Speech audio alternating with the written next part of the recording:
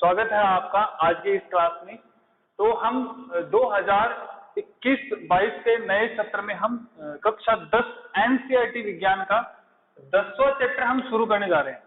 पहले हमारे 10वीं और 12वीं में पिछले साल है वो आरबीएससी का सिलेबस था। अभी इस साल 2021-22 में ये सिलेबस चेंज होके एनसीईआरटी का हो गया। अब हम इस एनसीईआरटी के सिलेबस में जो हमारे विज्ञान के सब्जेक्ट में जो जिसमें चैप्टर है, उस चैप्टर में से हम सबसे पहले जो चैप्टर हम शुरू कर रहे हैं वो है पार्ट नंबर 10 जिसका नाम है प्रकाश। इंग्लिश में हम इसको कहते हैं लाइट। ठीक है, तो हम ये इस चैप्टर में हम ये जानेंगे कि प्रकाश क्या होता है, प्रकाश की कौन कौन सी घटनाएं होती है जो हमारी डेली लाइफ में होती है। तो सबसे पहले तो हम ये जानेंगे कि प्रकाश है क्या। तो प्रकाश लाइट हम देखते हैं, जैसे हमें नजर आती है, बल्ब से हो गया, सूरज से आती है, तो वो हम कहते हैं कि लाइट है। ठीक है, लाइट को अगर हम समझना चाहें तो पहले के टाइम पे राजा महाराजाओं के टाइम पर भी जो टॉपिक है वो दिमाग खपाने वाला था कि ये लाइट वास्तव में होती क्या है। तो आज हम जानेंगे कि फिजिक्स की भाषा में या आम आदमी की भाषा में है तो वो लाइट है क्या। ठीक है, तो लाइट हम कहते हैं कि एक तरह से क्या है, ऊर्जा का एक रूप है। ऊर्जा का क्या है, एक रूप है जिसको हम लाइट कहते हैं। देखो, प्रकाश ऊर्जा का क्या है, एक रूप है जिसकी सहायता से हम संसार को देख पाते हैं। क्या कहा कि प्रकाश जो है वो एक ऊर्जा का ही क्या है, रूप है, और जिसकी सहायता से इस संसार में जितनी भी वस्तुएं हैं या फिर जितने भी लोग हैं या फिर जो भी चीजें आपको दिखाई देती है उन सबको हम देख पाते हैं। बिना लाइट के हम देख नहीं पाते। तो जो पहले साइंटिस्ट वगैरह होते थे उन्होंने कहा कि लाइट जो प्रकाश है वो सूर्य से आता है, हमारी आंखों में जाता है और आंखों से किसी वस्तु पर गिरता है तो वो वस्तु हमें दिखाई देती है। ठीक है, तो पहली लाइन हमें समझी कि जो प्रकाश है वो ऊर्जा का ही क्या है, एक रूप है जिसकी सहायता से हम जो इस संसार में जितनी भी चीजें हैं, जितनी भी वस्तुएं हैं, उन सबको हम देख पाते हैं। ठीक है, लेकिन एक सवाल है यहाँ पर, क्या हम प्रकाश को देख पाते हैं, लाइट को हम देख पाते हैं? तो हम कह रहे हैं कि लाइट की वजह से हम इस संसार की सारी वस्तुओं को देख पाते हैं। सही है, देख पाते हैं, क्योंकि अगर लाइट ही नहीं होगी तो हम देख नहीं पाएंगे। तो क्या हम प्रकाश को देख सकते हैं? नहीं देख सकते। चलो इसका हम समझते हैं कि कैसे नहीं देख पाते, क्यों नहीं देख पाते। तो देखो, हमने बाइक वगैरह देखी है, कार वगैरह देखी है, देखिए सबने। चलो, तो बाइक है वो लगभग कितनी स्पीड से चलती है? 20, 30, 50, 100, 150, 200, 300, है ना। कार मान लेते हैं, वे कार है, मान लेते हैं कि लगभग वो 1000 किलोमीटर मैक्सिमम स्पीड हम मान लेते हैं कि 1000 किलोमीटर वो चल रही है। ठीक है, लेकिन आप सोचो कि कोई गाड़ी 1000 किलोमीटर चल रही है और आपके सामने से जाए तो वो कैसे जाएगी? जब पता भी नहीं चलेगा आपको कि कुछ तो गया था। और मान लो वही स्पीड उसकी हो जाए 5000 किलोमीटर, तो आपके सामने से जाएगी तो सही गाड़ी, लेकिन आपको ऐसा लगेगा कुछ तो गया था लेकिन दिखा नहीं। तो प्रकाश की जो स्पीड होती है, प्रकाश का वेग निर्वात में, निर्वात क्या है, निर्वात वो जगह है जहां पर हवा भी नहीं होती। जैसे हम अंतरिक्ष में जाए, तो अंतरिक्ष में जाएंगे तो वहां पर क्या है, निर्वात है, हवा भी नहीं है वहां पर। तो प्रकाश का वेग निर्वात में 3 × 10⁸ मीटर प्रति सेकंड होता है, या हम इसको सरल भाषा में अगर समझना चाहें तो 3 लाख किलोमीटर प्रति सेकंड। हमने क्या कहा कि कार है वो 5000 किलोमीटर प्रति घंटा की रफ्तार से, मतलब 1 घंटे में वो कितना चल रही है, 5000 किलोमीटर जा रही है। 1 घंटे में 5000 किलोमीटर चली गई। लेकिन प्रकाश की जो स्पीड है वो 1 सेकंड में कितनी किलोमीटर होती है, 3 लाख किलोमीटर। यानी जैसे आपने बोला 1, तो प्रकाश कितना चला गया, 3 लाख किलोमीटर चला गया।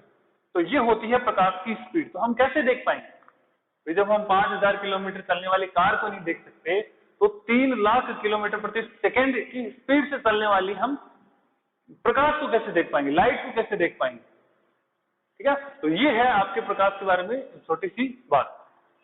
अब हम भौतिक विज्ञान की नजर में, भाई भौतिक विज्ञान, ये तो बात थी आम आदमी के मतलब हम नॉर्मली अगर किसी से पूछे कि प्रकाश क्या होता है, तो प्रकाश भाई एक ऊर्जा का एक रूप है जिसकी वजह से हम पूरे संसार को हम देख पाते हैं।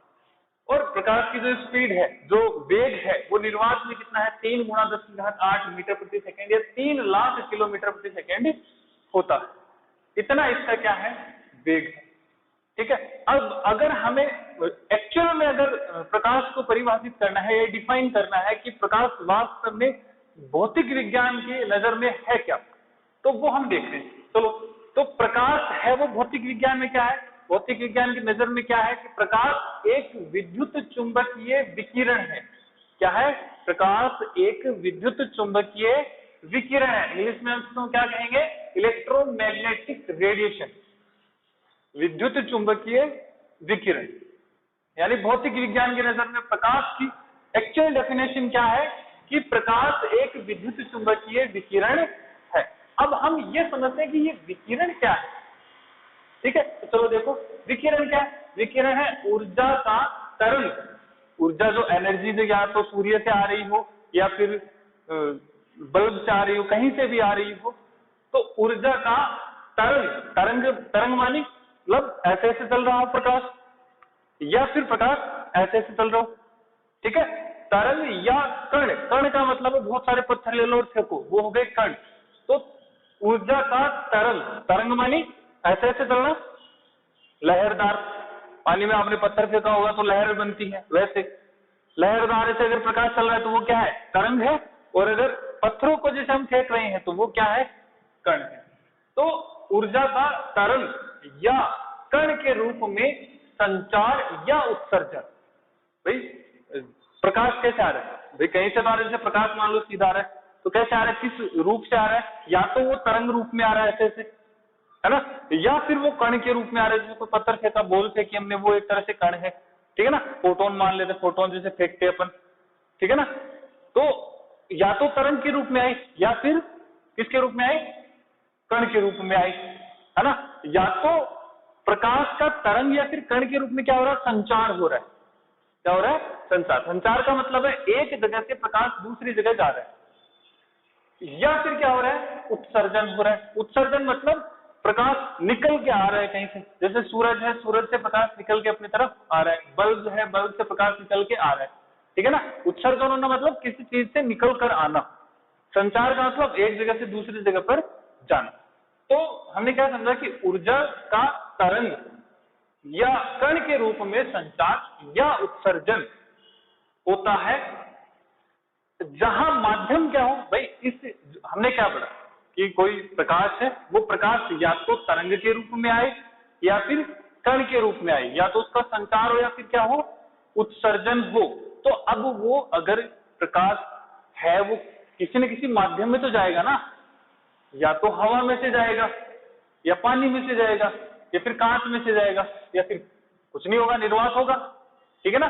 तो हम देखो दोबारा देखो, ऊर्जा का तरंग या कण के रूप में संचार या उत्सर्जन होता है जहां माध्यम क्या हो, निर्वात हो या कोई द्रव्य माध्यम हो सकता है।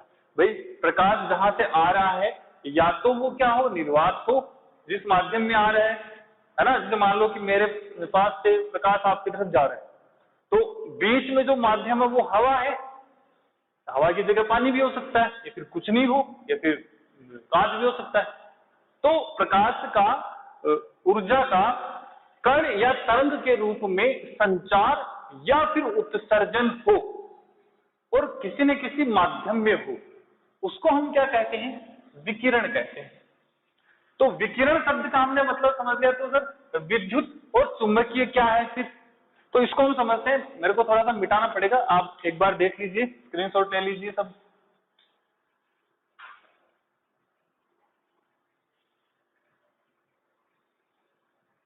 चलो ले लिया होगा आपने स्क्रीनशॉट।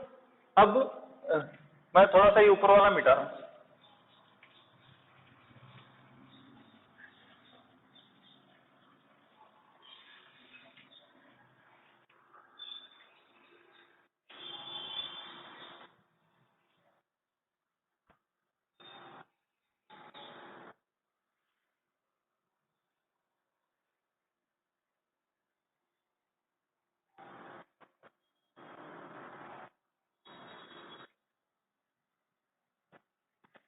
अब ये मान लो कि भाई यहां से और इधर की तरफ क्या जा रहा है, प्रकाश जा रहा है। तो जब भी प्रकाश एक जगह से दूसरी जगह पे जाता है तो दो क्षेत्र उत्पन्न होते हैं, एक तो विद्युत क्षेत्र और दूसरा होता है चुंबकीय क्षेत्र।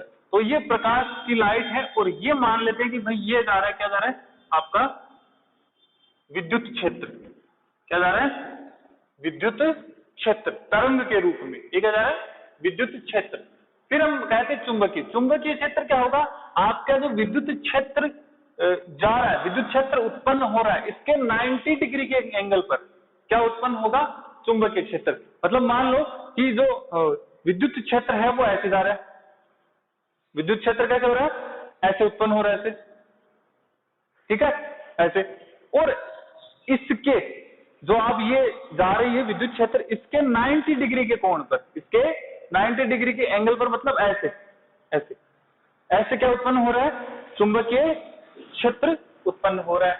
तो यहां पर ऐसे बनेगा नहीं, ऐसा मान लो कि ये जा रहा है आपका विद्युत क्षेत्र,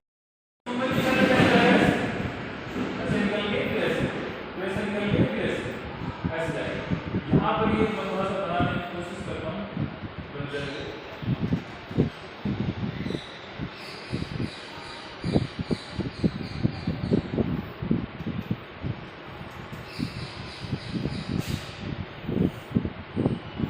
ये आपका है विद्युत क्षेत्र,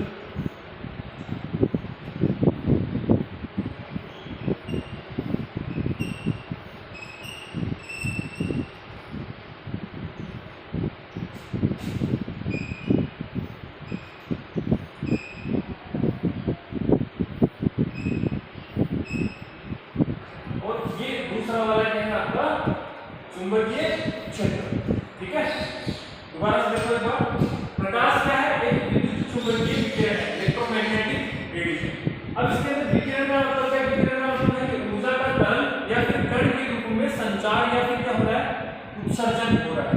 किस माध्यम में हो रहा है, या तो हवा में हो रहा होगा, या फिर पानी में हो रहा होगा, या फिर आपके कांच में हो रहा होगा, या फिर दीवार में हो रहा होगा, कहीं भी हो रहा होगा, संचार या फिर उत्सर्जन होता है, उसे हम क्या कहते हैं, विकिरण कहते हैं। विद्युत चुंबकीय क्षेत्र क्या है कि जब भी प्रकाश की किरण या फिर ऊर्जा एक जगह से दूसरी जगह जाती है तब क्या होता है, दो क्षेत्र उत्पन्न होते हैं, एक तो विद्युत क्षेत्र उत्पन्न होता है, दूसरे चुंबकीय क्षेत्र उत्पन्न होता है। तो ये तो आपका क्या हो गया, विद्युत क्षेत्र हो गया, ठीक है। और इसके लंबवत यानी इसके 90 डिग्री के कोण पर क्या हो रहा है, चुंबकीय क्षेत्र उत्पन्न हो रहा है, ठीक है। तो ये इतनी बातें थी प्रकाश के बारे में। अब इन प्रकाश के बारे में कुछ घटनाएं हम पढ़ेंगे। इस प्रकाश की क्या होगी, कुछ घटनाएं होगी जो हम डेली लाइफ में देखते हैं।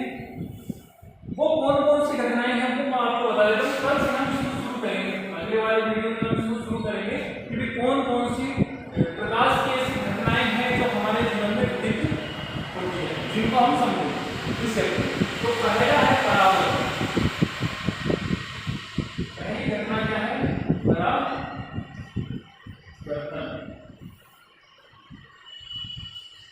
दूसरी है अपवर्तन। ये दो घटनाएं हैं वो बहुत ही इंपोर्टेंट है आपके क्षेत्र में। कौन कौन सी, एक तो परावर्तन और दूसरा अपवर्तन। तीसरी घटना इसमें आपके क्षेत्र में क्या है, देखिए विवर्तन। और चौथी घटना आपके लिए देखी है व्यतिकरण।